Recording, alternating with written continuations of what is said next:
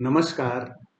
कल 31 जुलाई को हिंदी के कथा सम्राट प्रेमचंद की 141वीं जन्म जयंती थी।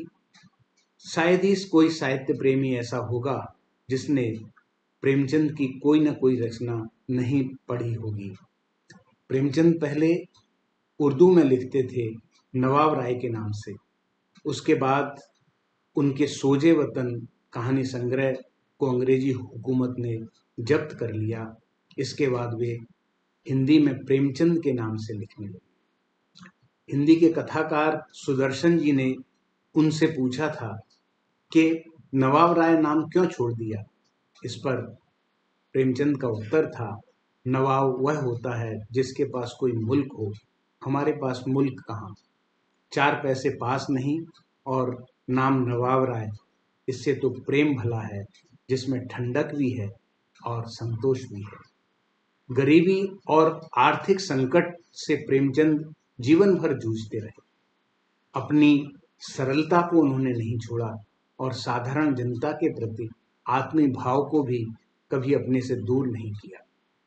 छायावाद की प्रसिद्ध कवयित्री महादेवी जी ने एक संस्मरण में एक प्रसंग का उल्लेख किया है। प्रेमचंद प्रयाग में उनसे मिलने जाते हैं। उनके साथ रहने वाली भक्तिन प्रेमचंद को नहीं पहचानती।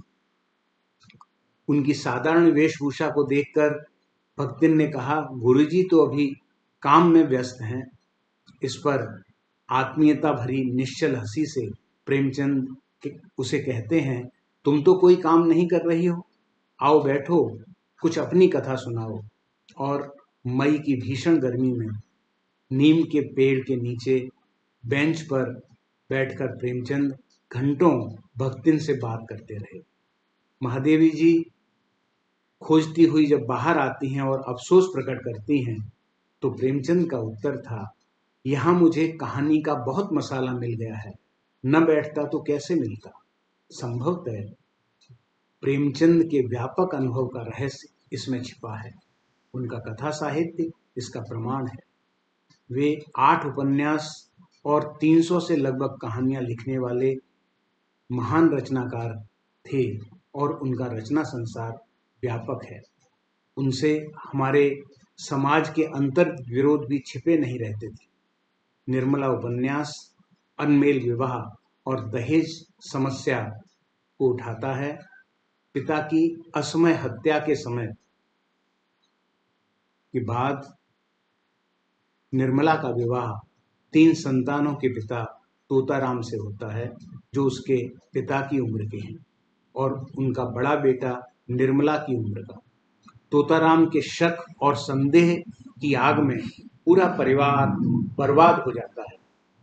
बड़े बेटे की असमय मृत्यु, दूसरे के द्वारा आत्महत्या करना और तीसरे का एक साधु के साथ भाग जाने पर तोताराम उसे खोजने जाते हैं और वापस नहीं लौटते। जीवन की ठोकरें खाती हुई निर्मला अपने अंतिम समय में छोटी बच्ची आशा को अपनी ननद को सौंपते हुए कहती है, इसे चाहे कुंवारी रखिएगा या विष देकर मार डालिएगा, पर कुपात्र के गले न मरे।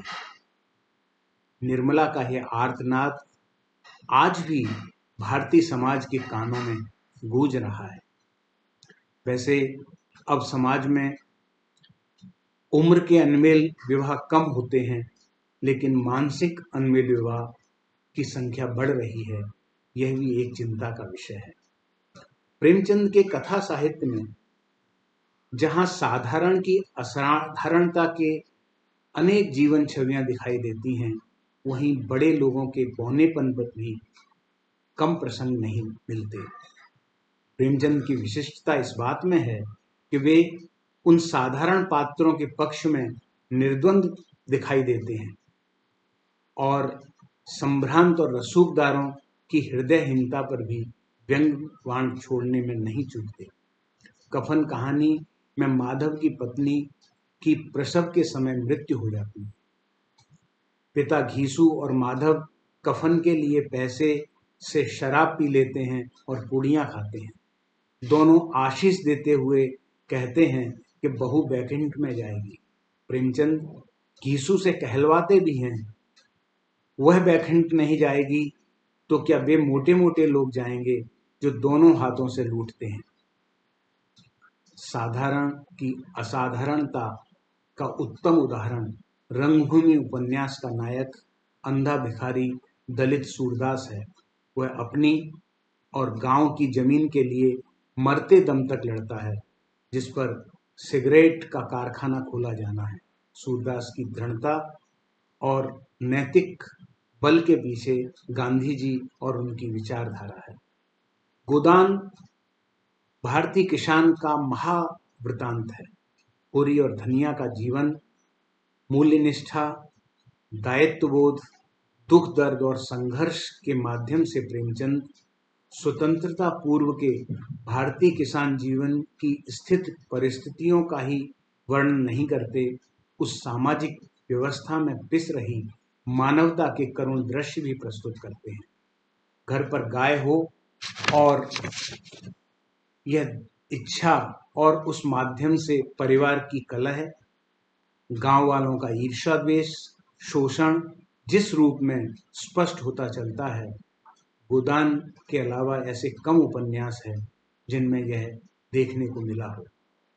उपन्यास में होरी और धनिया को उनकी मानवीयता और जवाबदारी निभाने का दंड मिलता है। बाल विधवा झुनिया का उनके बेटे ने हाथ थामा था, इसलिए उन्हें गर्भवती झुनिया को अपने घर में आश्रय देने का दंड मिलता है। इतना ही नहीं, गर्भवती दलित सिलिया को भी वे मानवतावश अपने घर में आश्रय देते हैं। प्रेमचंद तत्कालीन समाज के सामने एक अलग तरह का उदाहरण प्रस्तुत करते हैं। यह विडंबना है कि होरी भारतीय परंपरा और मानवीय मूल्यों का निर्वाह करते हुए भी किसान से मजदूर बन जाता है। सड़क पर मजदूरी करते हुए लू लगने पर उसकी मृत्यु हो जाती है। गोदान के लिए कहने पर धनिया सुतली बेचकर मिले 20 आने देते हुए कहती है, महाराज, घर में न गाय है, न बछिया है, न पैसा, यही पैसे हैं, यही उनका गोदान है, और पछाड़ खाकर गिर जाती है। गोदान का यह करुण अंत हमारी सामाजिक सांस्कृतिक स्थिति परिस्थिति पर एक प्रश्न चिन्ह लगाता है। आज भी इसका समाधान खोजना बाकी है। प्रेमचंद जिस ओर इशारा कर रहे थे, उस इशारे को समझना और समाधान का प्रयास करना कथा सम्राट प्रेमचंद को सच्ची श्रद्धांजलि होगी।